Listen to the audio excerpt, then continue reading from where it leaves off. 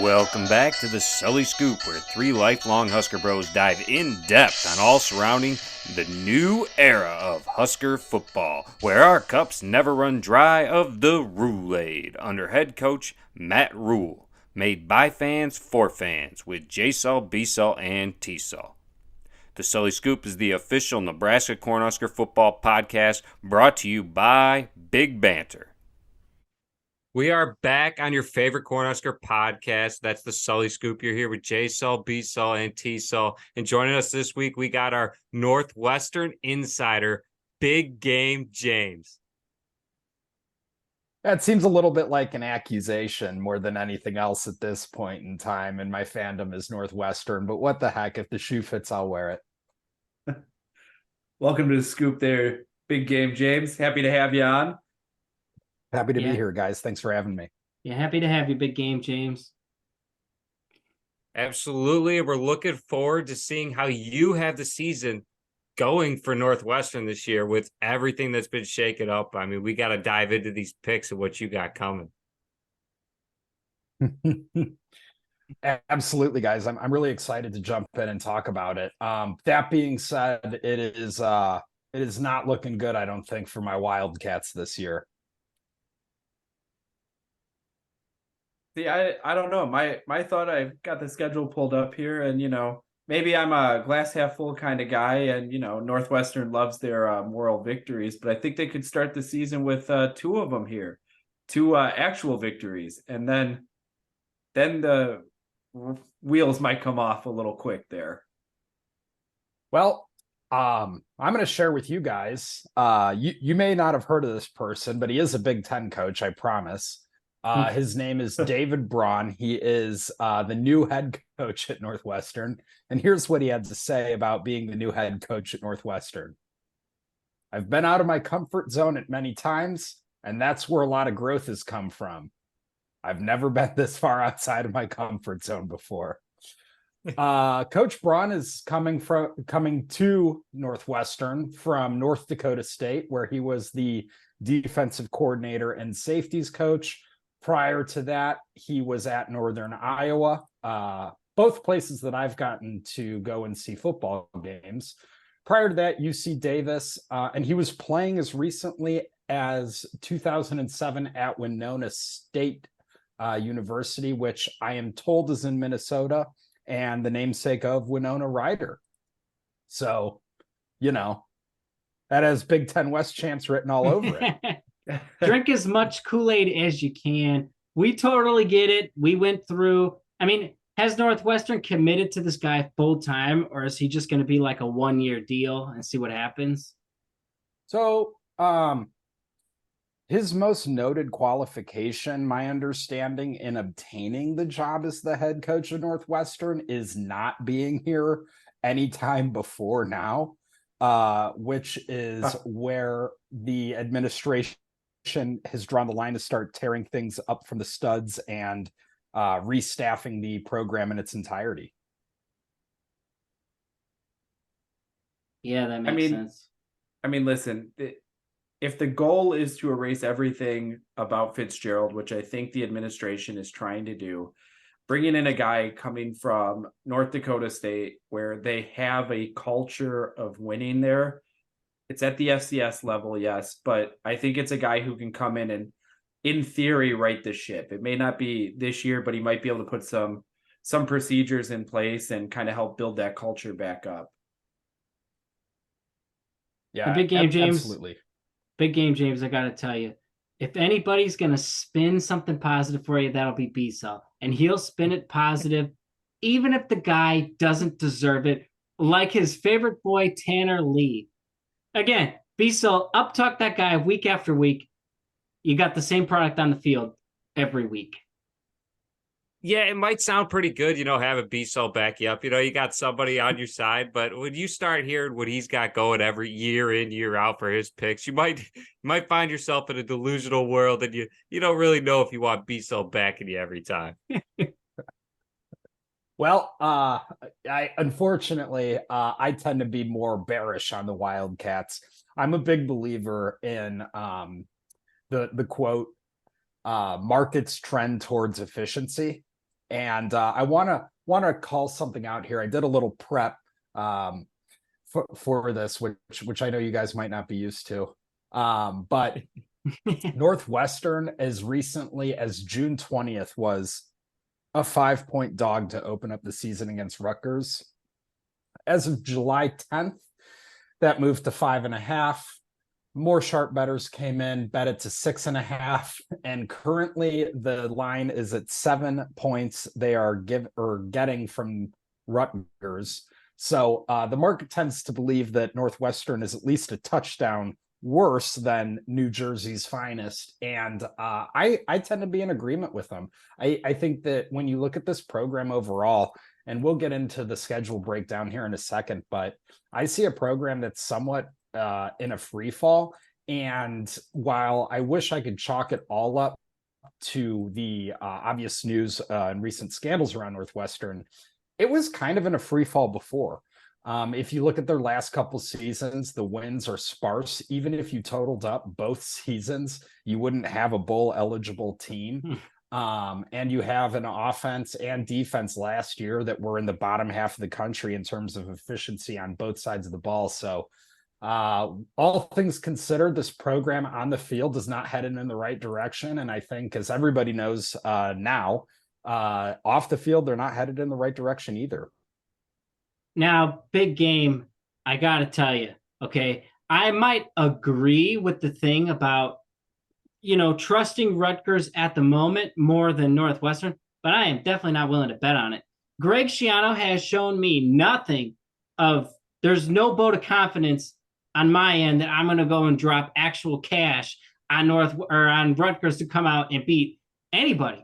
I'm not betting Rutgers in any game on the season, not even Indiana. I don't care if they beat them last year. I ain't betting on Rutgers. Northwestern, on the other hand, they're kind of that question mark. They were a question mark, as you said, before Fitzgerald was out the door, because he would have a down year and then an up year and then a down year and then an up year and then an up year and then a down year, down year.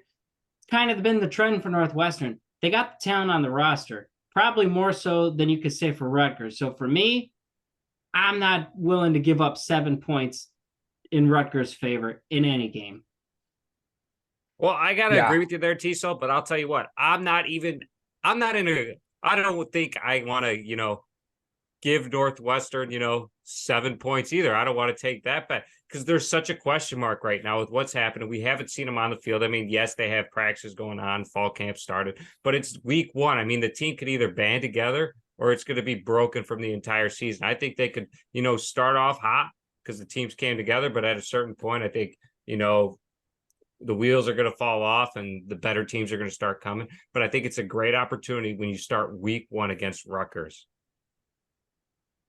Yeah, no, that's a good point too. And I think, as you guys were kind of saying, like, what Fitz was great at generally at Northwestern, and maybe not in the last couple of years, but really finding and establishing a baseline of success.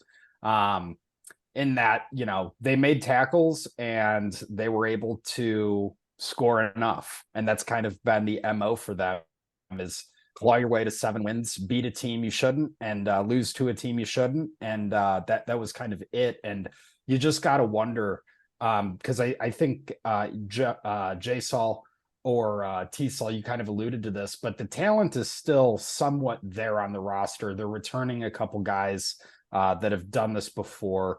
They have some new faces around that should help. And actually, the new head coach is one of those who's been tasked with turning around a defense that really took a big step back in 2022. Aside from the Nebraska game, they just weren't able to stop anybody or slow anybody down really until they met Nebraska's second half offense. As B-Cell calls it, the second half of 0 adjustments.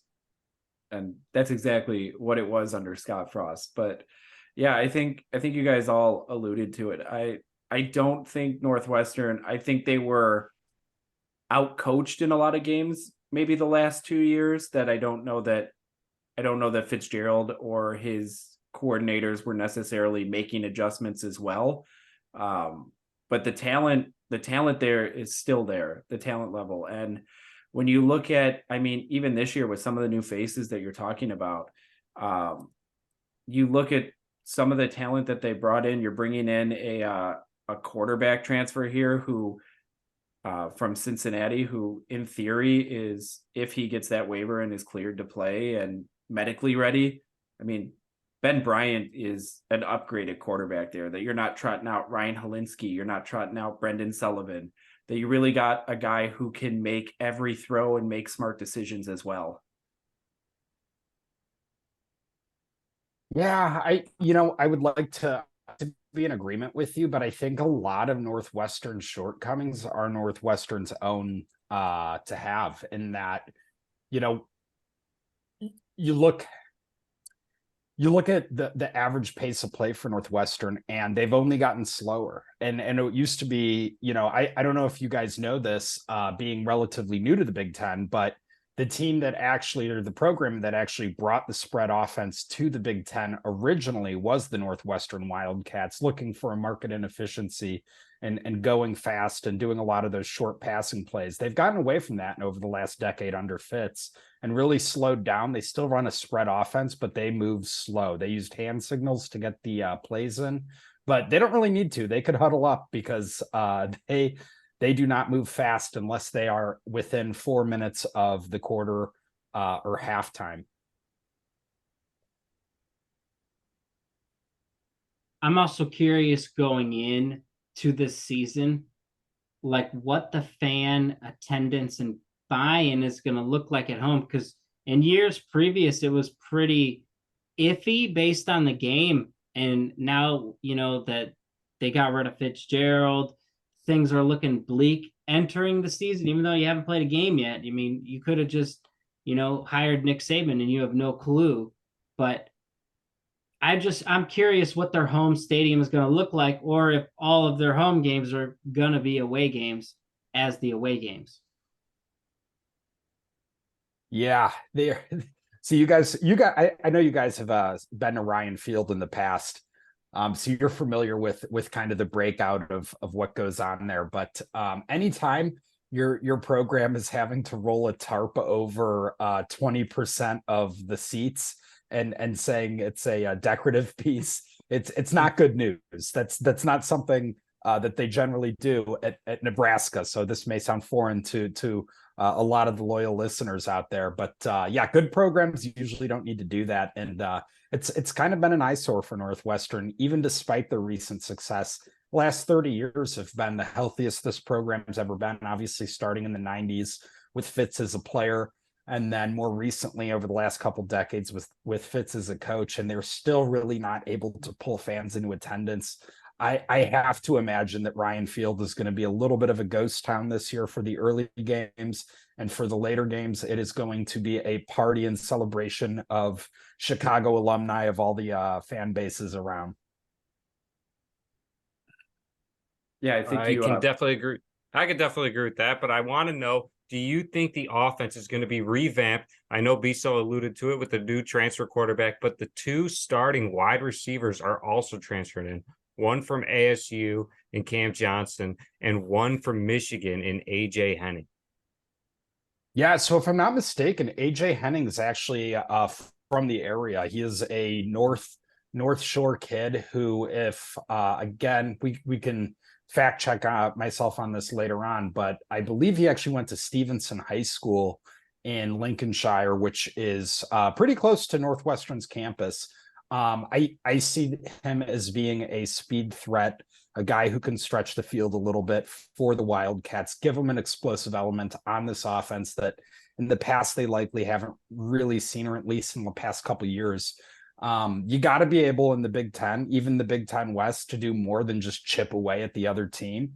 Maybe not Iowa, but the rest of us, we still need to hit big plays and try to take the game to the other team a little bit. And so I think that as you talk about that influx of talent, not sure if they're having buyer's remorse and transferring back to Northwestern at this point, but you got to think that, they at least have something to go prove themselves on the field, go try to get an opportunity at the NFL level. So they're going to be playing hard. They're going to be doing everything they can. The other thing is Biesel kind of touched on the new transfer quarterback from Cincinnati. My understanding is that there may be a little bit of a quarterback battle on our hands here. And if Braun figures out that he's going to be the head coach moving forward, you got to think that on some level, he's going to be incentivized to actually make a move at starting quarterback if they're not competitive to the younger, I think he's a junior, Brendan Sullivan at this point, just so he can go out there and have something to build on for the future, and then go promise recruits in the future that, hey, we're going to have somebody here who can get the ball to you, and Northwestern is a worthy place to come play. Brendan Sullivan, by the way, he future host of the Sully Scoop.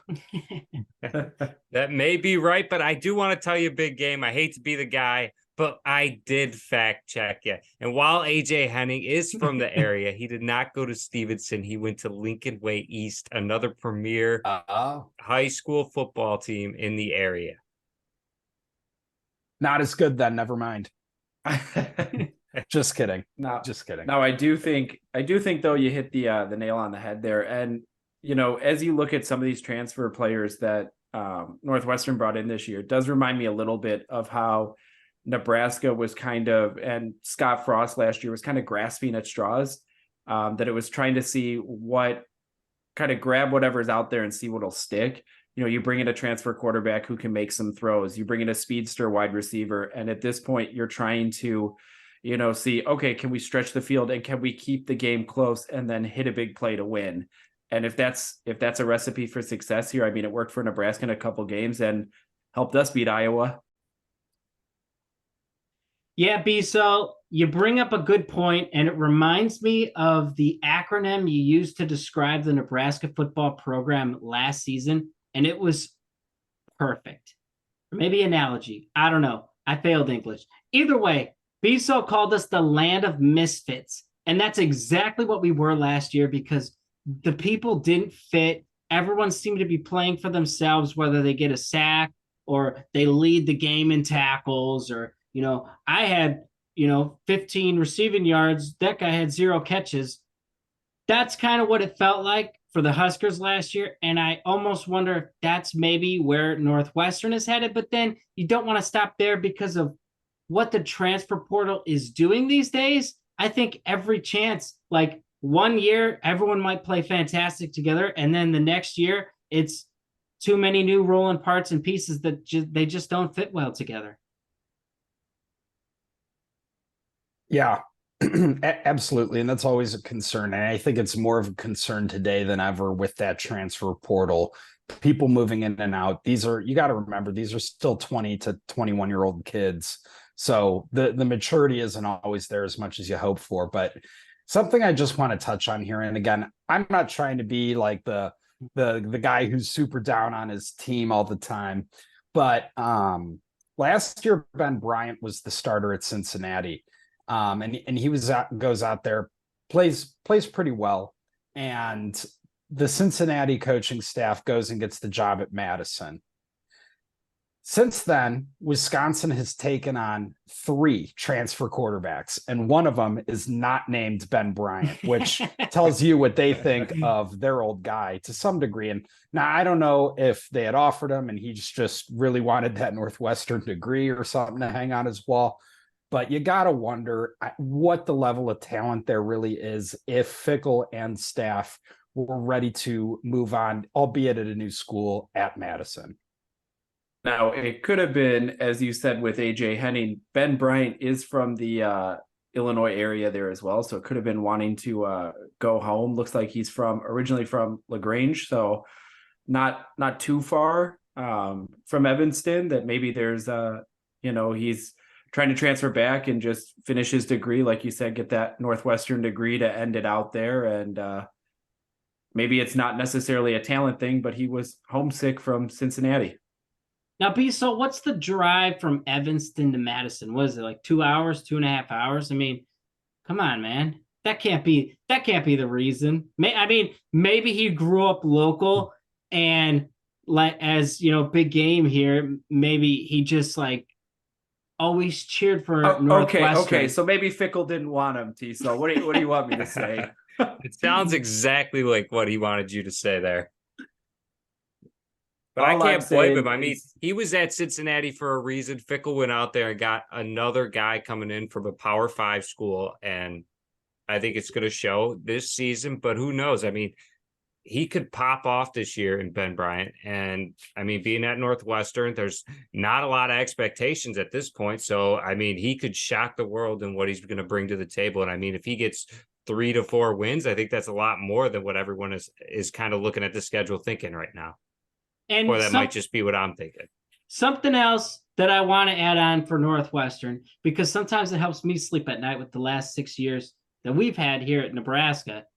But just being in the Big Ten Conference, you have potential to just flip a switch overnight in the offseason and all of a sudden be good again, because the Big Ten's making the most money. The schools are taking in the most. And now that we're paying players, I mean, you bring in a new coach, like even if this guy doesn't work and you bring in a new coach again next year for Northwestern, I mean, he has potential to just roll in recruits, because at this point in time, I'm looking at the landscape of college football, and you're looking SEC, Big Ten before you look anywhere else, is the way that I take it. So especially the teams that are willing to buy into their program are going to really benefit, but especially the ones who are already built in for the long term, like Northwestern's been Big Ten forever. So if they, in a couple of weeks add Colorado's not going to be getting the same payout that Northwestern does, at least for a couple of years. With Colorado just joining the Big 12, I don't see that happening there, TSul, but I do like where you're coming from. And paying players is a big opportunity to bring guys in. And I think that, the transfer portal, it opens up like an avenue. So a Northwestern that's going through this type of scandal, a Nebraska like that just went through, I mean, I would call it a scandal having Scott Frost. Don't call me Frosty the Cornflake. But I think it opens up doors to get back quicker than you would if you had to wait for a new coach to come in and bring his guys, his recruits to come into the program. I mean, I'm at this point, I'm not giving coaches 4 years. Why am I going to give you 4 years to bring in guys and develop them when you can get a transfer from Alabama or Georgia looking to go somewhere? I think you should be able to turn it around at a faster rate in this college football landscape. Especially if if a program is willing to drop some dough. Because if you're willing to drop some dough and the community is willing to drop some dough to support the players in commercials and whatever other endorsements they're doing, then yeah, I'm with you, Jason. I'm not giving anybody 4 years. I'm not doing that again. We did that with Scott Frost. He lost to Troy in the first game or the second game, and right then and there we should have fired him, and it would have saved us the last 4 seasons.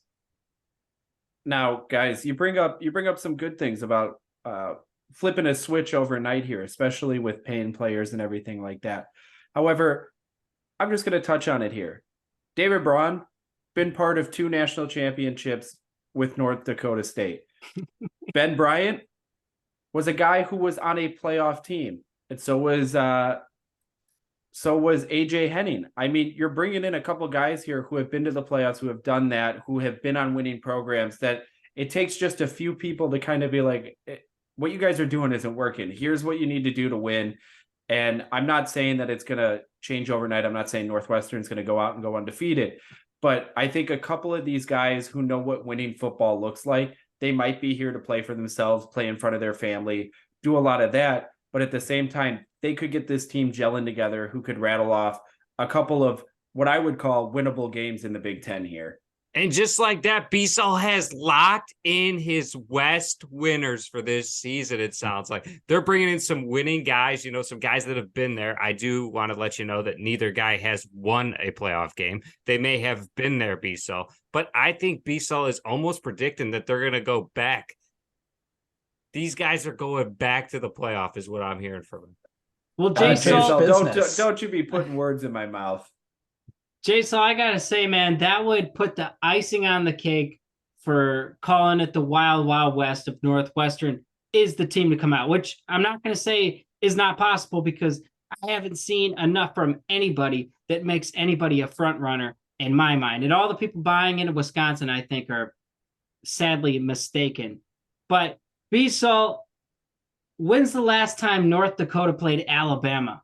You're talking about these guys being champions. When's the last time that this guy had to coach against a caliber team like Alabama or like Georgia? You know, like they might have played a guy who could have played at Alabama or Georgia, but that's one player. That's not the entire team. Come on, man. I do want to let you know, TSul, he did take on Bo Pelini, who was at Youngstown State. He is born for the Big Ten football. I'm not sure they even overlapped. When did Bo Pelini leave Youngstown? Didn't he leave in 2020? Fact check that guy. Regardless, James, though, you are correct. They did not overlap at their time duking it out in the FCS.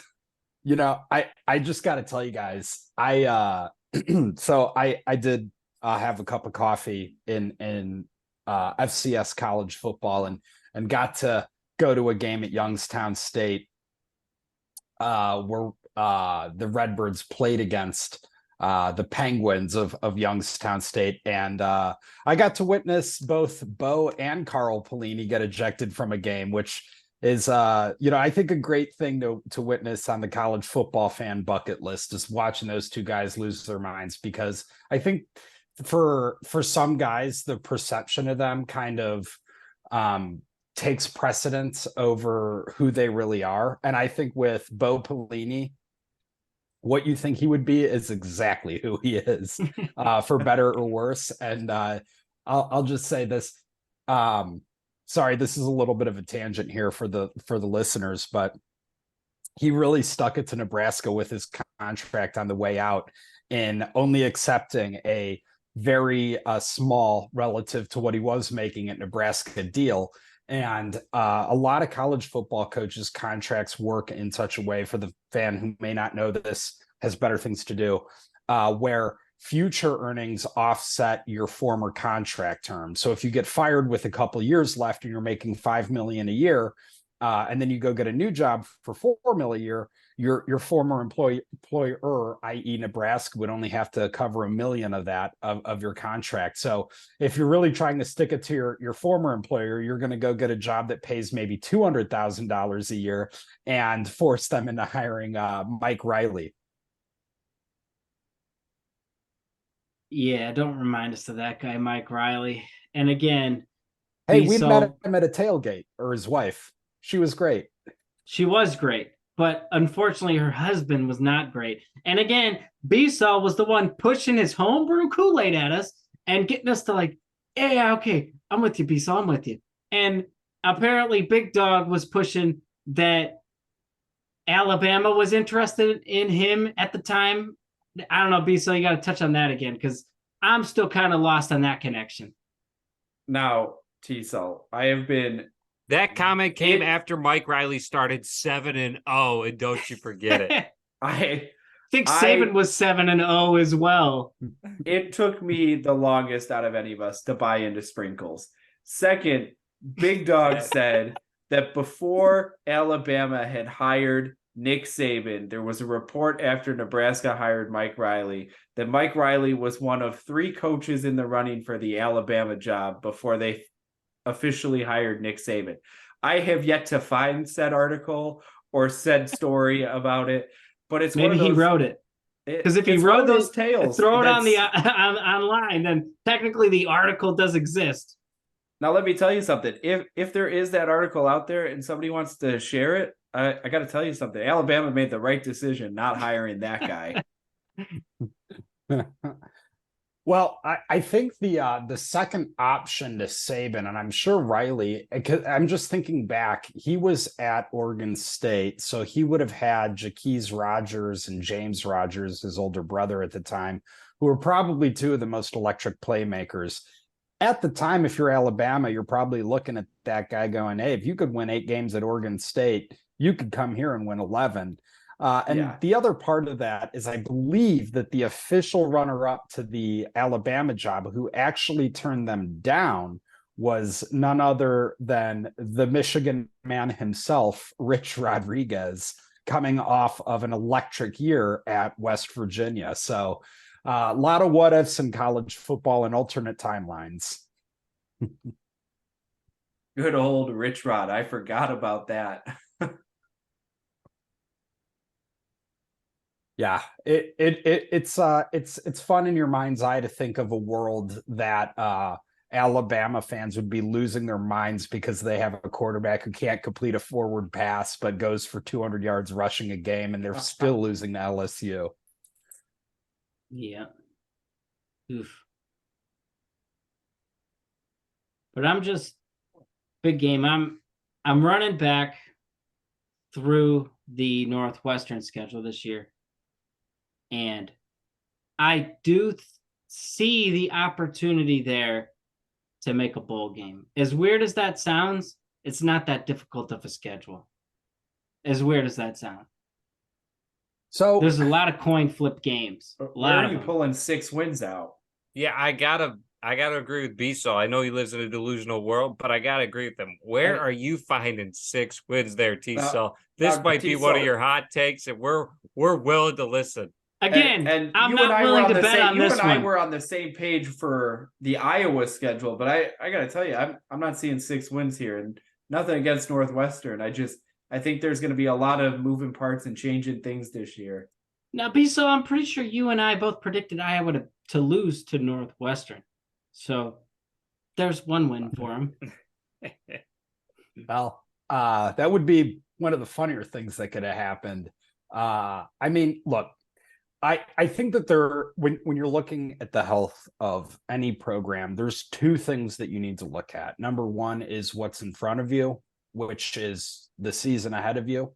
And number 2 is kind of what I would call like the macro economic perspective on the program. And so, we were talking earlier about some transfers and about, an injection of new faces and talent into the program. And I think that's much needed for Northwestern. And so from that standpoint, I think it's fair to be a little bit bullish on the Wildcats. Rutgers, they're a 7-point dog against, but that's a very winnable game, especially catching them by surprise, 11 a.m. kickoff out in New Jersey. Then they have UTEP, Duke. Duke looks to be pretty good this year after a surprisingly good season under Mike Elko. I think that you're pretty happy with the Wildcats if you can start the year 1-3. And that if you're going to make a bowl game, you more or less need to start 3-0. Because after that, you get into the heart of Big Ten play. You're going to have Minnesota and then Penn State. So that's likely starting you off on the year at 1-4. Then you have Howard. That's, hopefully a win. Although we say all that to say that we lost to Southern Illinois, a team that was not capable of making the FCS playoff last year by double digits. So, maybe Howard comes in and does a little embarrassing of Northwestern as well.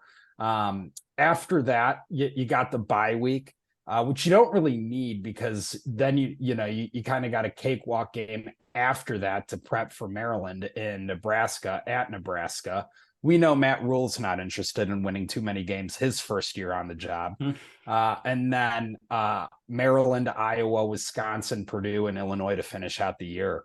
Vegas has the over-under at 3.5 on this Northwestern team. And I tend to still believe that there's value in the under. Obviously, I don't look at these things purely from a gambling perspective, but if a lot of people smarter than me have done research and figured out, the likelihoods behind these things, I tend to respect them and still believe that the market itself might be a little bit too bullish on a Northwestern team that is in a huge state of flux right now. Yeah, I'm with you there, but I just want to touch on because we don't know who Northwestern is this season, and hopefully they got all the negative out. TSul, how are you with him? It sounded like he just went through and was not predicting 6 wins there, and I thought you said you could pull 6. I thought you said you could just pull 6 wins out of this schedule. I'm not saying they're gonna win 6 wins and guarantee. I'm not putting the TSul stamp of approval on it. What I'm telling you is the opportunity is there, okay? The opportunity is probably not there to go undefeated. It's probably not there to win the West. You never say never. But when I look at a lot of these games, I mean, the Big Ten West is not a bunch of powerhouses. The potential's there. The potential's there for everybody in the West. You know, I'd love to agree with you, TSul, in theory, but I think we're all looking at Northwestern's schedule right now, and I would challenge all of you guys to tell me where the 6 wins are, because unless you guys are looking at something else, maybe an upset against Rutgers, great. UTEP, sure. Howard, yep, that gets us halfway home to 3. Duke went bowling last year. Minnesota went bowling last year. Penn State looks to flirt with a college football playoff berth. Nebraska looks to be a little bit tough, especially in late October. Maryland is going to be tough. They have a 3-year starter returning at quarterback, who I think is going to be one of the better players and has been one of the more underrated players in the Big Ten. Iowa won't score at all, but they have a pretty good defense. And then you have Wisconsin, Purdue, Illinois. I'm struggling to find another 3, boys.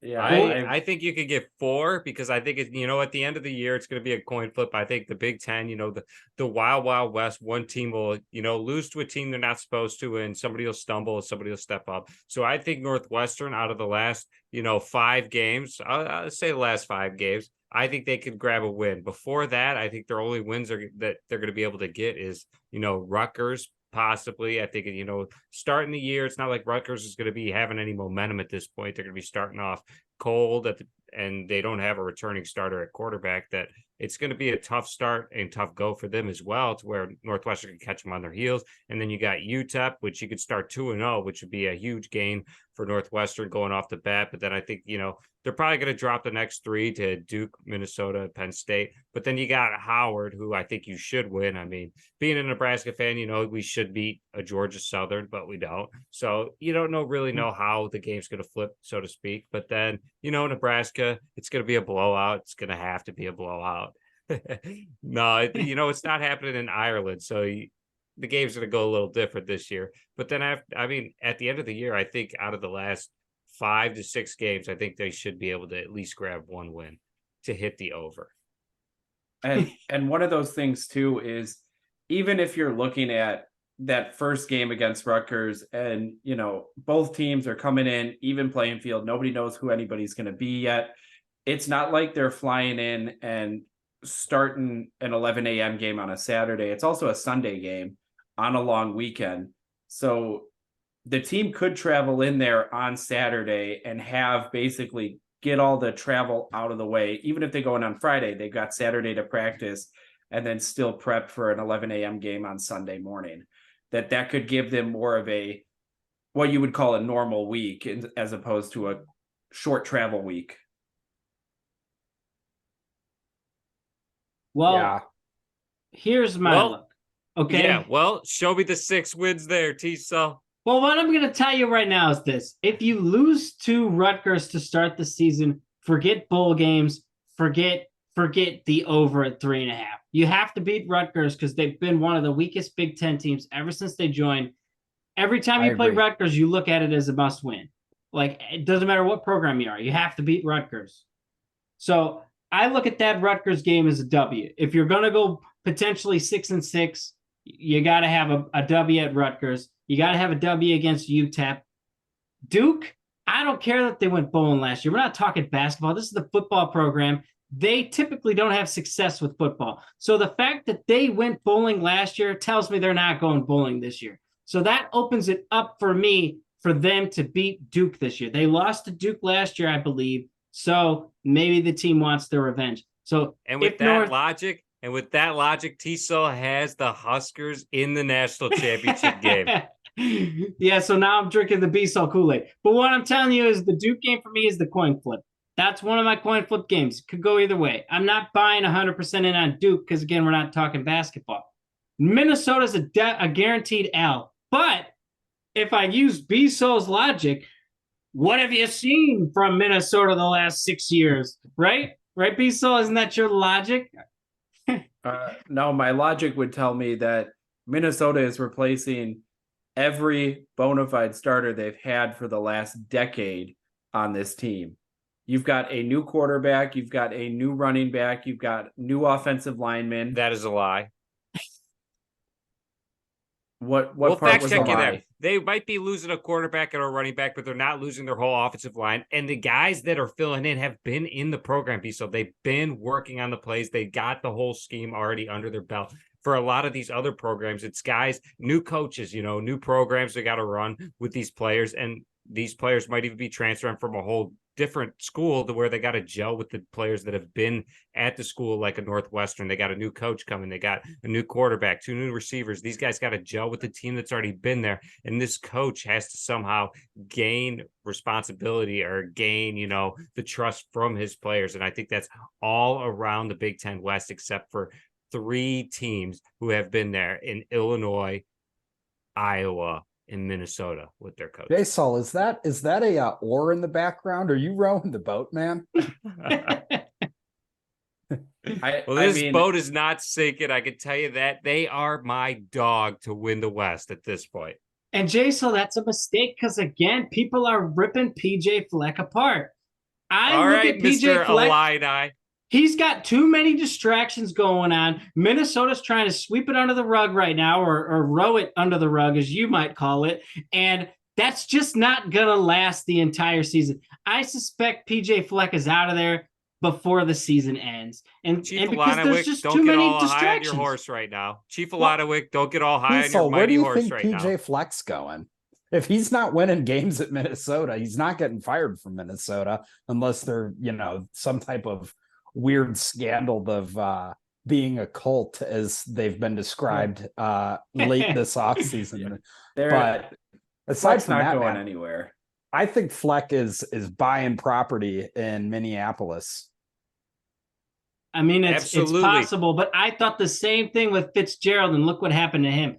I'm just saying, you're starting to hear negative comments from your past players, and to me, that's a huge red flag, because typically players they idolize their coach. That, like the guys who are in the NFL typically are like, I never would have got to this place without that guy as my head coach, or without that guy as my running backs coach, or however you say it. And these guys are tearing him apart. So to me, the walls are already coming down in Minneapolis. And if they start the year and they open with an L against Nebraska, and say it's a bad L, say they get smoked by 3 touchdowns, that's when you're going to see people start to panic. No, seriously, because Minnesota's had this coach for 5 or 6 years now.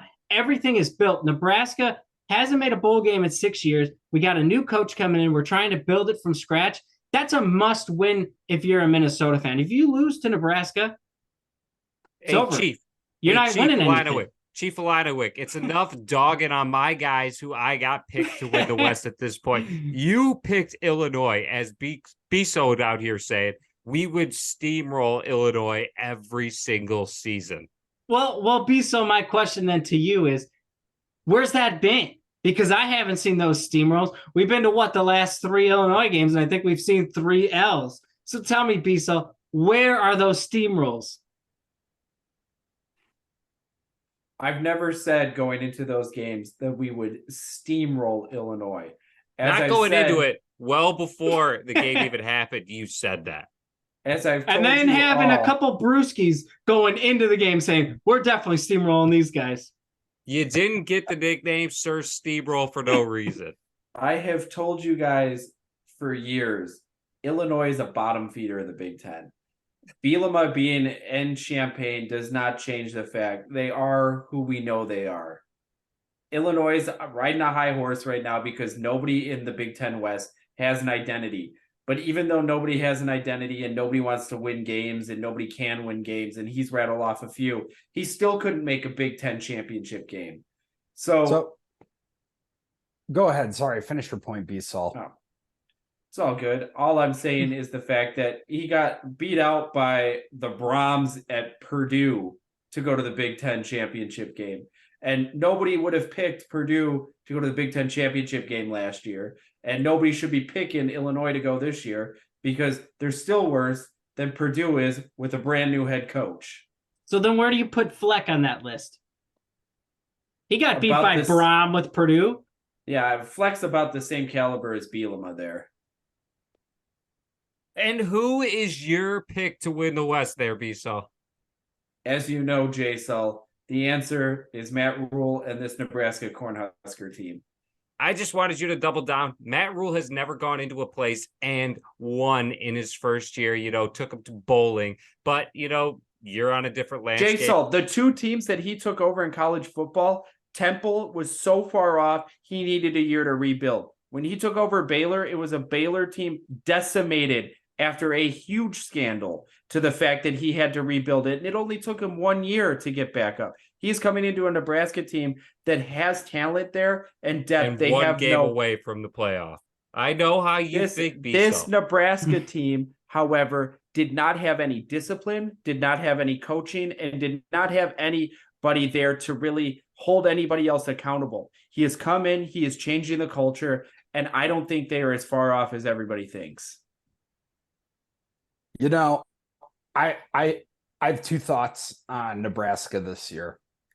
Number one, I think Matt Rule was a ringer of a hire for this program and where they're at and what they're trying to do.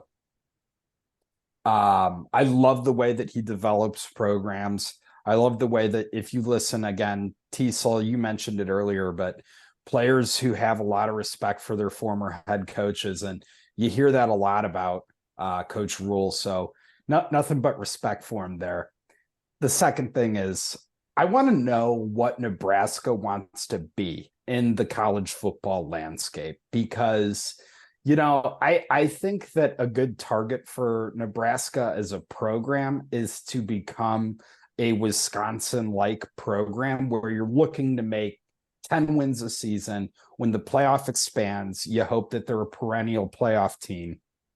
But they don't have a lot of talent in state the way that an Alabama or a Florida or a California does. And so I think that the key with Matt Rule is going to be patience. I think that you're looking at maybe 5-6 wins there.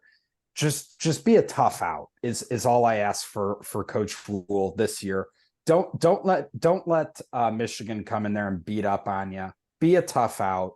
Play good football. Win a couple games that maybe nobody thinks you should. Take it to Colorado. Run it down their throat. Take Deion out of the game early. That's going to help you on the recruiting trail. And then get into this offseason and hit the transfer portal hard to supplement the players that you do have in-house to take that next step next year. And James, one of the big things you brought up was hitting the recruiting trail and really trying to build those pipelines back to Nebraska. And one thing that Matt Rule, with his connections into the state of Texas, that he's really been trying to build back up, is that Nebraska and Texas pipeline that really went MIA after the move to the Big Ten. That the kids from Texas didn't want to go play at Nebraska anymore because you weren't going to be playing at home. Your family couldn't come see you if you were playing against Texas, playing against Texas Tech, playing against A&M. So I think him building that pipeline back up is huge, especially now that college football has become so much more of a nationwide game as opposed to really regional. Yeah, that's a great call. I think recruiting is one of those macroeconomic indicators that you see and you say, where is this program headed and what are its aspirations long term? And I know that at 24/7 Sports, they talk about the blue chip ratio. No team in the modern era has ever won the the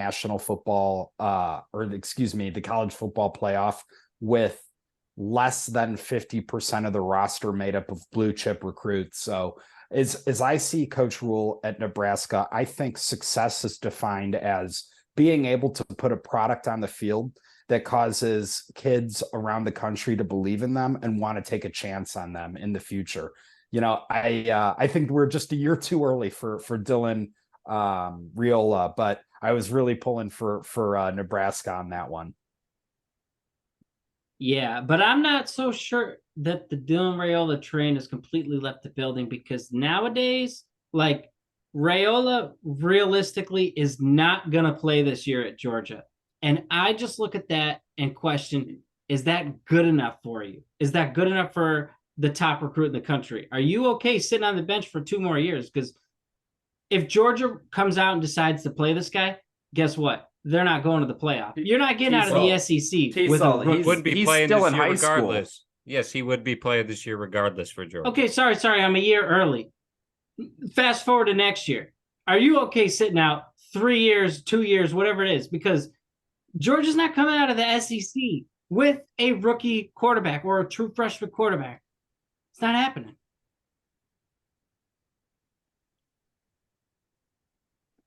Yeah, I mean, you got to think a program as established as Georgia is going to want a veteran in there.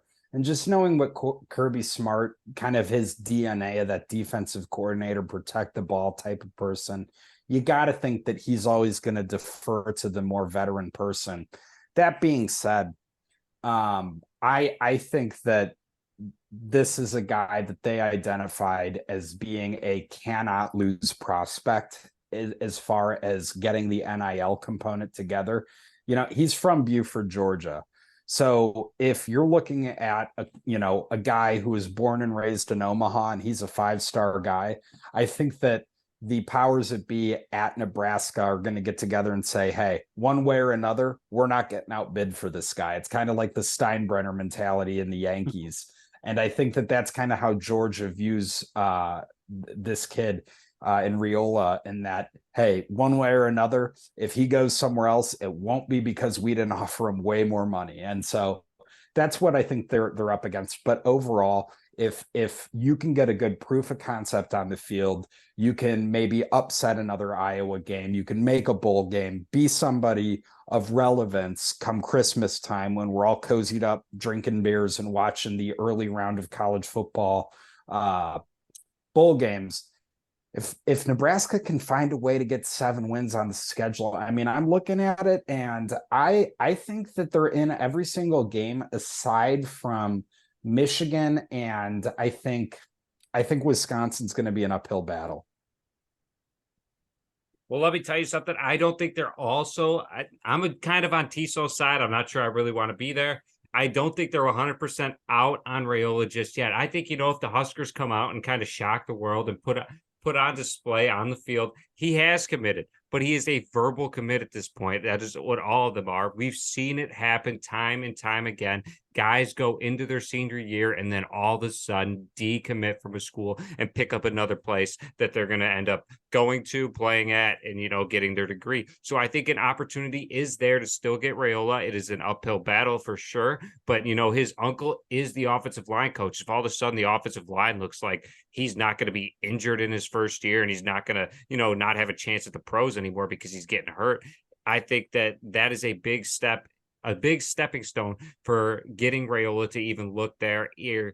But it also comes down to, how the team's playing. But again, Jeff Sims is going to be there. This is going to be a senior year when Raiola would be a freshman. So it's almost like, does he want to go to Nebraska and sit, or would he rather go to Georgia and sit? Well, TSul, I just thought of my hot take for the show while you were talking right there. And no, it wasn't that I wasn't listening to you, but I'm just telling you this. I'm jumping us all the way back. The way that PJ Fleck doesn't make it to the end of the year this season is, guess what? They go out and lose to Northwestern. That's how it happens. Because everyone looks at that and goes, how do you lose to these guys? That's what they would say. And guess what? That's my hot take of the season right here. Northwestern's going to beat PJ Fleck in Minnesota.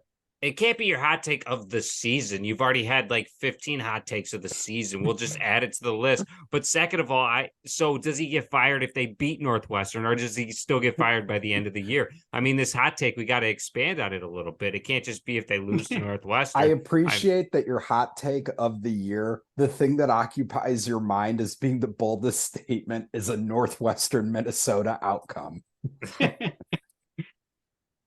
Some people talk about the playoff. Yeah, but that's not that hot. What is hot? A coach getting fired from a Northwestern L. From losing to the dumbest program in college football.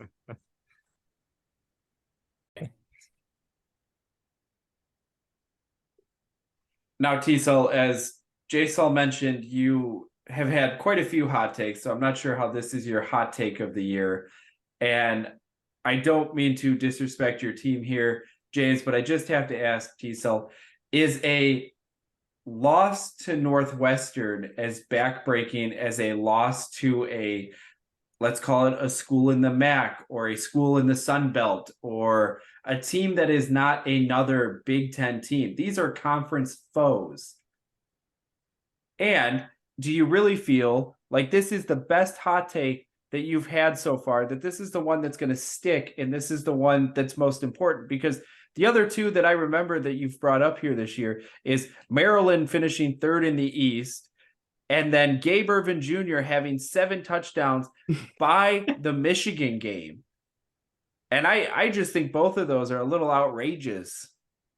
Well, Millions of Oh, go ahead. Go ahead. millions of Sully Scoop listeners around the country right now are buying futures tickets on Northwestern beating Minnesota, all thanks to you, TSul. And they're going to make bank. Here's what I'm going to tell you, TSul.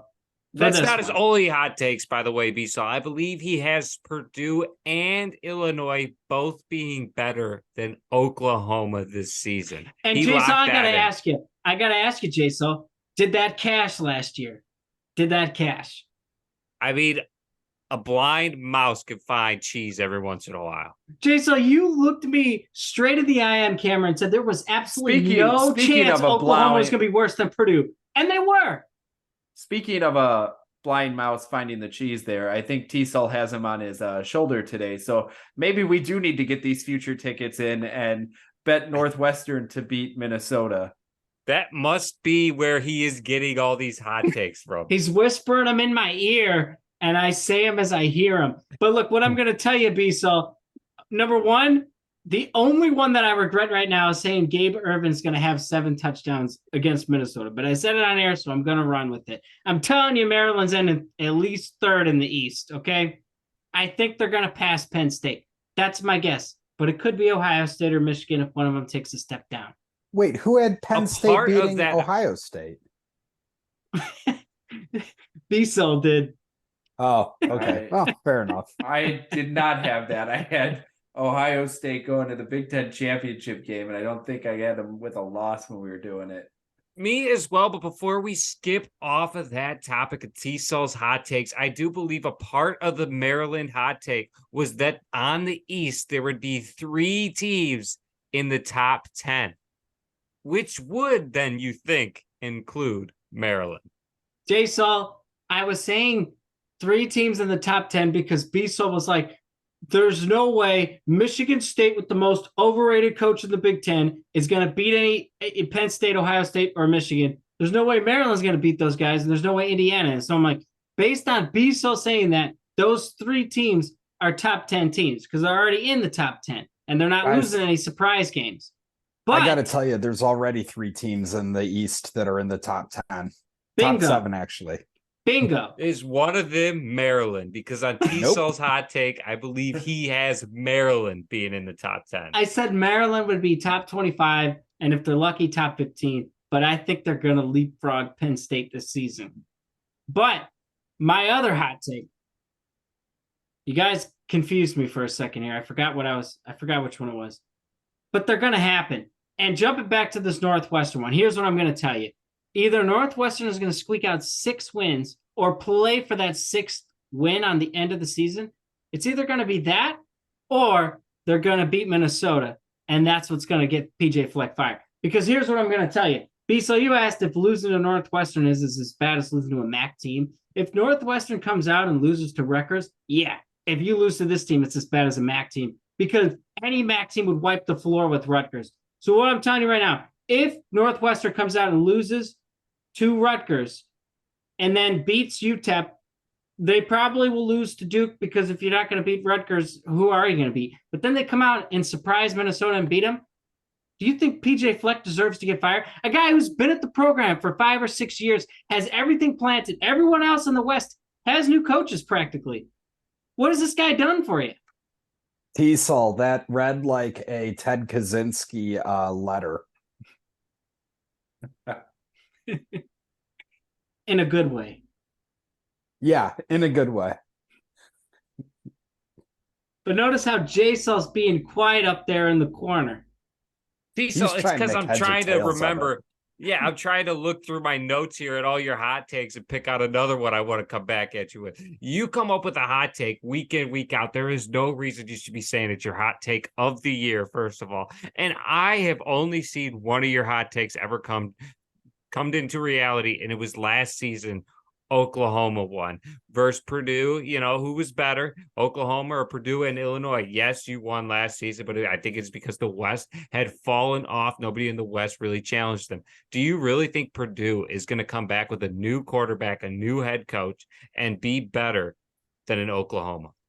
TSul, I'm telling you this. It's less about Purdue and more about Oklahoma, because I think Oklahoma hired the wrong coach. And ultimately, I think he's going to get fired at the end of the season because they're going to have no patience for this. This guy took over a team that was winning 10 and 11 games every season. And he comes out last year and went 6-6? That's unacceptable at Oklahoma. Unacceptable. And I think they lost their bowl game, so they might have been 6-7 to top it off.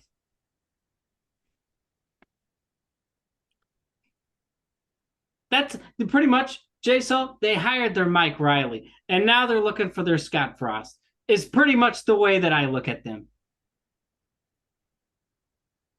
Yeah. Now, TSul, I'm just going to ask you a quick question here. Have you by chance looked at the Oklahoma schedule this year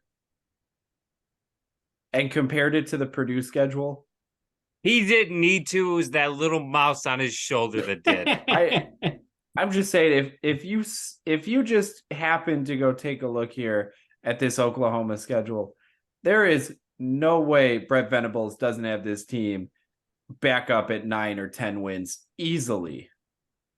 And TSul, if he's not at 9 or 10 wins, are you going to do what Chazzy says, sit outside the stadium and battle him on his way to his car? No, because I could care less if Oklahoma's winning games. But if it's to prove me wrong, I think you would care. So I think if he doesn't win 9 or 10 games to prove me right, you're going to be sitting inside his car with a bat and a pitchfork.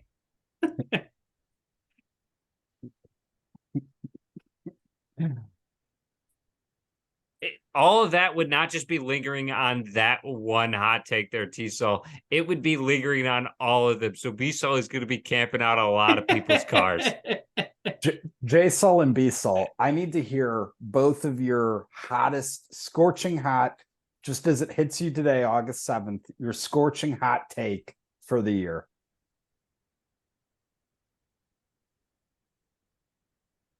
And no piggybacking my hot takes.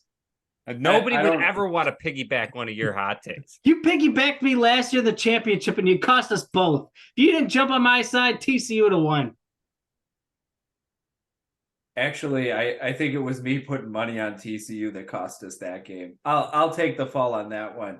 You put money on TCU. Meanwhile, on air live here, you told us there was absolutely no way Georgia wasn't going to win that game by 4 touchdowns, and you were right. But yet you bet the other way.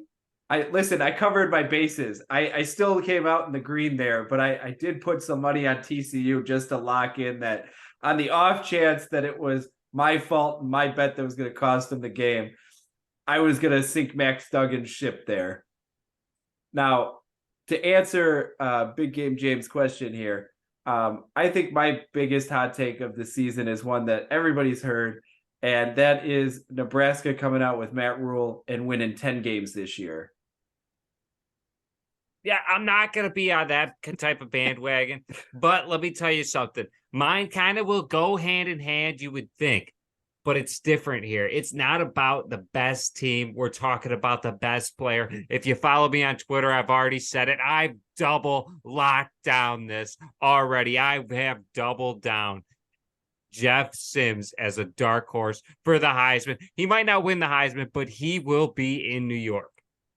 See, now, Big Game James, are my hot takes that crazy anymore? TSul's calling for Nebraska to play in the Rose Bowl, and TSul here is claiming Jeff Sims for Heisman.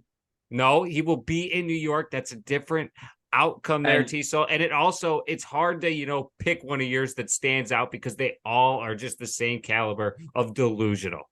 And TSul, I never once said they would be playing in the Rose Bowl. You're right. They're going to be playing in the playoff in B-Cell's hot take, not the Rose Bowl. TSul, I think that you have the most outlandish one, man, because most Heisman contenders either have great statistics or a lot of wins, and I don't know that Jeff Sims is going to have either this year. I think he's a great get on the recruiting trail. I think that's a match made in heaven. You know, you look at the Matt Rule prototype for quarterbacks at the college level, and he's kind of always looking for the bigger frame, bigger body, athletic guys who are, 6'2", 6'3" and over, and can provide a little bit of that short yardage rushing element to the game as well as get the ball down the field. But coming into Nebraska and leading that team to at least 9 wins, I would say, to get an appearance in New York is going to be an uphill battle. And while I like what Nebraska's done on the recruiting trail, I'm not sure that they necessarily have the talent to carry a guy like Sims to New York, if that makes sense, or if they're going to run an offense wide open enough, as we saw with some of the air raid offenses, that would take a guy who maybe isn't all that with talent and give them the stats to get them to New York. And James, one of the things he brought up there was on the recruiting trail, and Jeff Sims being the prototypical Matt Rule quarterback. Interesting enough, Rule and Sims are tied together going back to before he took the Carolina Panthers job from Baylor. Jeff Sims was originally committed to play for Matt Rule at Baylor and decommitted and went to Georgia Tech after he had accepted the Carolina Panthers job. So it's one of those that the two are familiar with each other as well. And that's why when he had transferred in, it really seems like that's part of the reason Casey Thompson was run out of town.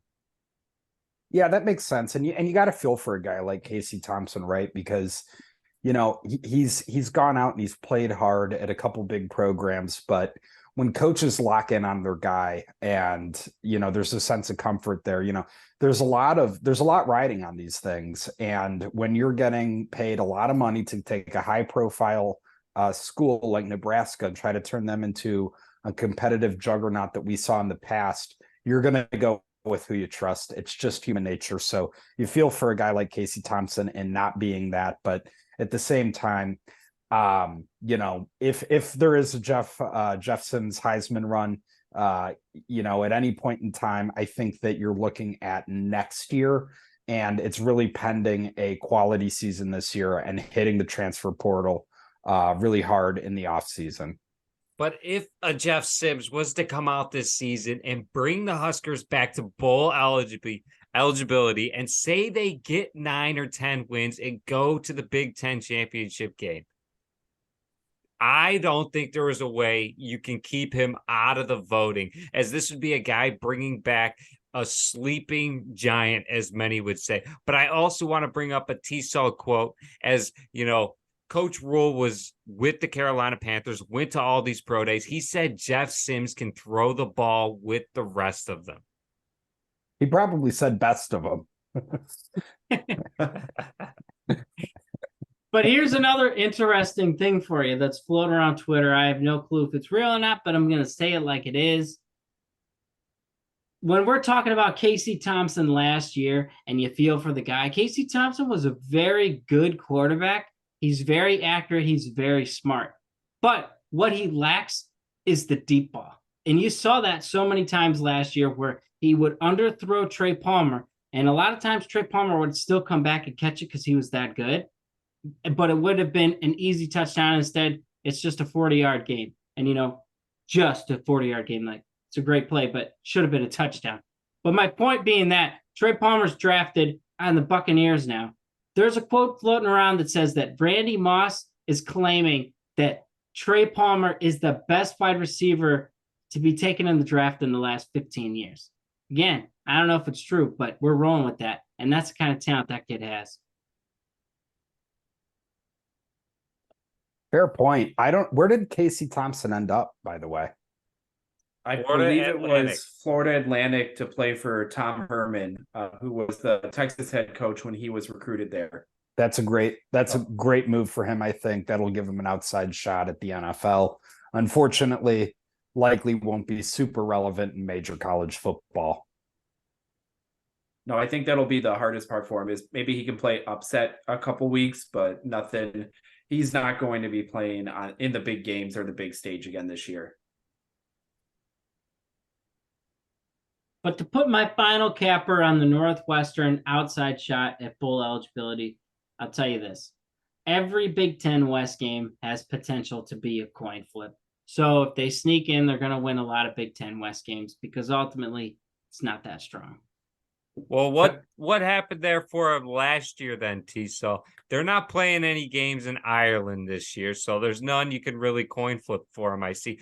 The only thing that happened this year is they lost their head coach and they lost some players and they brought in some new guys with a new coach, and this is coming down a month before the season starts.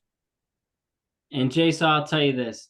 You lose a coach who led you to one victory, good riddance at that point.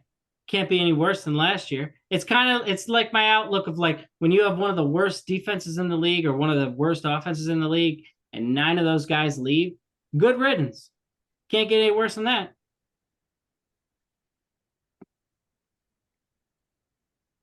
Yeah, they could double their win total. That's a for sure.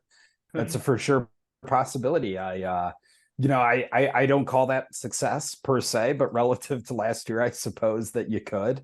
But they're going to have to do it first. And outside of Howard, I don't see any game on here that I make Northwestern an over 75% chance to win.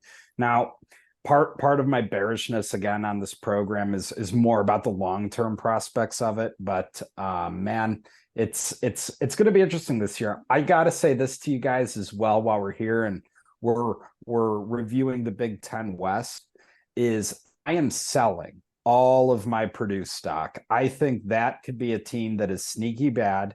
I appreciate that they were able to replace Braum, but the players aren't there anymore. And when the players aren't there and the coach isn't there, you're going to be doing things a lot differently. And while I think long term that they might still be a competitive program with the bottom end of the Big Ten, I don't know that I'm seeing 7 wins for them. So maybe there's an outside shot that Northwestern can be competitive in that game, and that might get you to your 4 wins and you're over on the Northwestern season win total. But with the other games on the schedule, I just again have a hard time seeing this thing get to anything more than 4.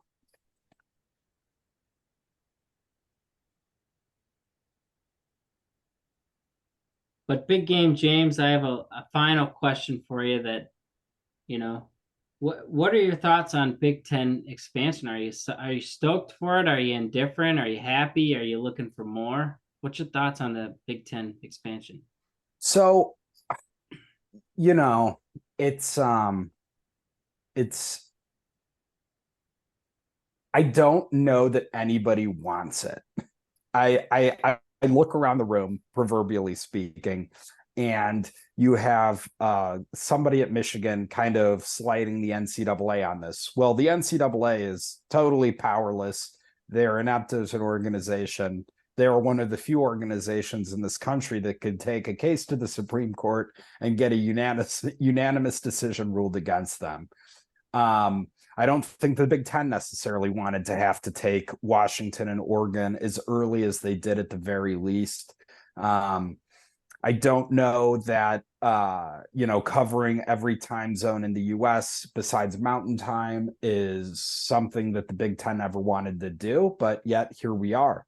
I think that there was a very strong message sent to college football in general when the SEC took Oklahoma and Texas, which is you either have to get them or get got. And eventually, if, we make fun of the Pac-12 a little bit, and Larry Scott, if you guys remember 12 years ago, was sitting in a press conference going, yeah, we don't really need Texas or Oklahoma. And we look back on that now and say, well, if they had taken on Texas and Oklahoma back then, and Nebraska had gone to the Big Ten, the Pac-12 would be sitting pretty right now as arguably the second best, maybe, at least the third best conference in the sport, and have no problem negotiating a new TV deal. So with that in mind, I understand why the TV executives who are really moving this thing and why the Big Ten corporate office in Rosemont is looking at this and saying, look, we're not going to say no to programs like Oregon and Washington and USC and UCLA, because at the end of the day, somebody might come knocking for Ohio State and Michigan. And the second that happens, all of a sudden it starts to feel a whole lot different around here. And so I think that the proactive nature of the expansion it's kind of like, if you're not growing, you're shrinking. And I think the Big Ten would prefer to be a leader in that rather than playing catch up like you see the Big 12 doing today, where they're kind of looking around going, hey, maybe we can make a competitive program out of Cincinnati. Now, Cincinnati has had some recent success, but I don't think that you want to be in a position where you're staking your conference's future on Cincinnati versus Iowa State or K-State versus Houston. I think that you want to get the marquee matchups. And with that in mind, you need to always be considering expanding. And as a Northwestern fan, I think that, I don't have any beef with Washington or UCLA or USC or Oregon. And so it doesn't really excite me per se to go out there and beat them. But that being said, I'm happy that Northwestern, at the very least, despite all of the issues that we've enumerated on this podcast, is they're a part of the club. And maybe the weakest part of the club, but they are in the club. They're in the Big Ten. They will be receiving TV money. They have a vested interest in performing on the football field. And my hope for them is that eventually that they're able to catch these tailwinds of the Big Ten and its place in college football and reinvest some of that money into the football program, get the stadium done, and that I hope that it strengthens them. But that being said, college football overall, it's getting weaker, in my opinion, because with the transfer portal, it's really you're seeing what's happening in college football today is kind of being an ongoing theme in American business over the last 50 years, which is consolidation at the top. There's going to be winners and losers. There's going to be way less winners. So, teams like Oregon State that were capable of having a 9-win season and making some noise at one point in time, they're no longer, 5 years from now, they're not going to be capable of making waves in that same way. Or same with Washington State. And you think back to Gardner Minshew and the Mike Leach years, those teams are going to have a harder time being relevant nationally, because it's going to take you 2 years to make the playoff if you're on the outside of these power conferences looking in. And I think one of the things that you touched on there, with the TV executives really being the guys behind it, pushing this, giving the bigger deals to the team, to the conferences who have the teams that kind of touch in different time zones and networks and things like that, with the Pac-12 in all seriousness really being dead in the water here come 2024. You're looking at the Big Ten being the only conference that is going to be coast to coast. And I think that's really going to help them in the long run, that now you have a vested audience in terms of Michigan going to play Washington in Washington. And instead of getting your Pac-12 football after dark at 10 o'clock at night, you've got Michigan playing in the central time zone here at 10 o'clock at night, that Michigan fans now who are at home in Michigan on a Saturday wanting to watch college football all day, now watching the 11 a.m. matchup, watching the 2:30 matchup, watching the 7 o'clock, and then having to stay up and having to stay invested in their whole day just to see their team play. And I think that in turn is going to help the Big Ten net the richest return in a TV deal, that I think is part of the reason the SEC is still staying I'll call it stagnant in their geographical location, that they've expanded a little west there, but they haven't really gone past Texas. And, Oklahoma is not past Texas. You've still got your same network there. And it would not surprise me when you're starting to look at this, that with the Big Ten, their next move is some of these Florida schools in the ACC. That, South Carolina area, North Carolina, Florida area, that if they can net a couple of those programs, you then are nationwide. You are the largest conference. You go everywhere across the country, and basically you have a vested audience everywhere and in every time zone and for every time slot that you will be on TV.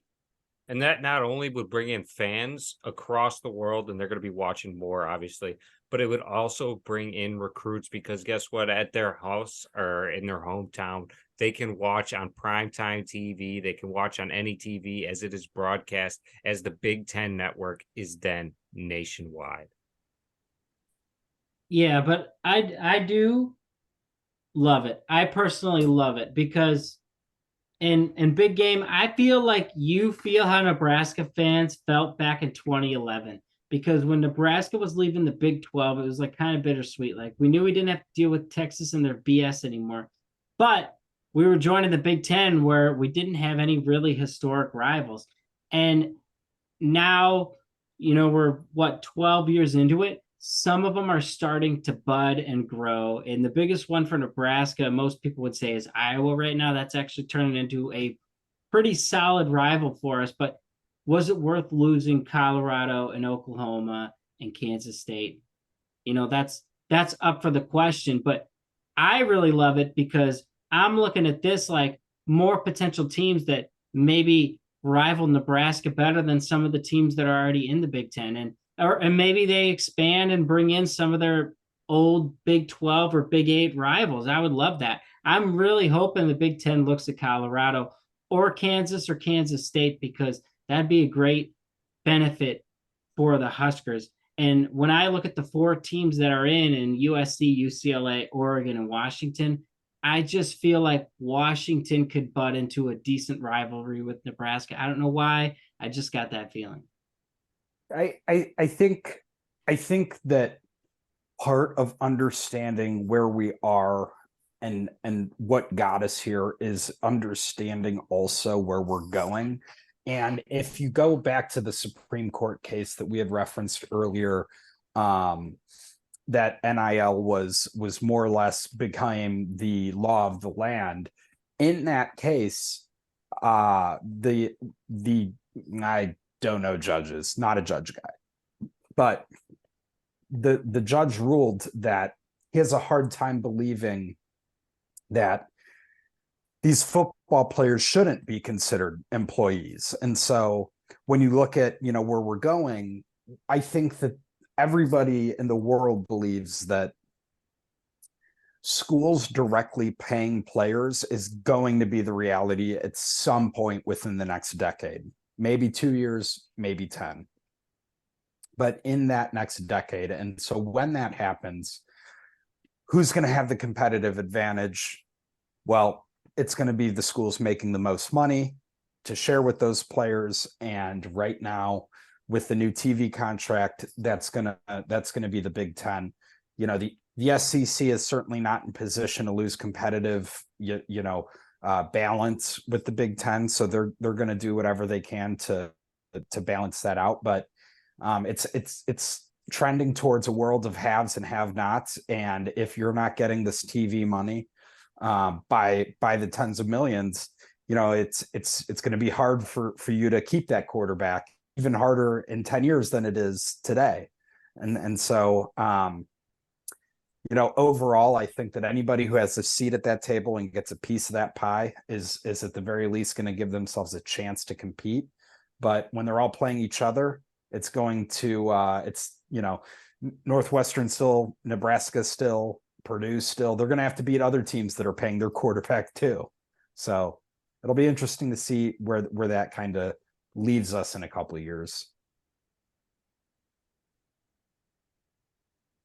Well, thanks for joining us for another week of the Sully Scoop. You're here with TSul. TSul. And TSul. And thanks for joining us this week to our special guest, BGJ Big Game James, for his inside scoop on Northwestern. Thank you for having me, guys. And go Big Red. Thanks for coming on, James. Go Wildcats. Later, guys. Don't forget to follow it, like it, leave a comment to be on next week's Grandstand Gossip. And you can find us on YouTube, Spotify, Apple, or wherever you find and listen to your podcasts.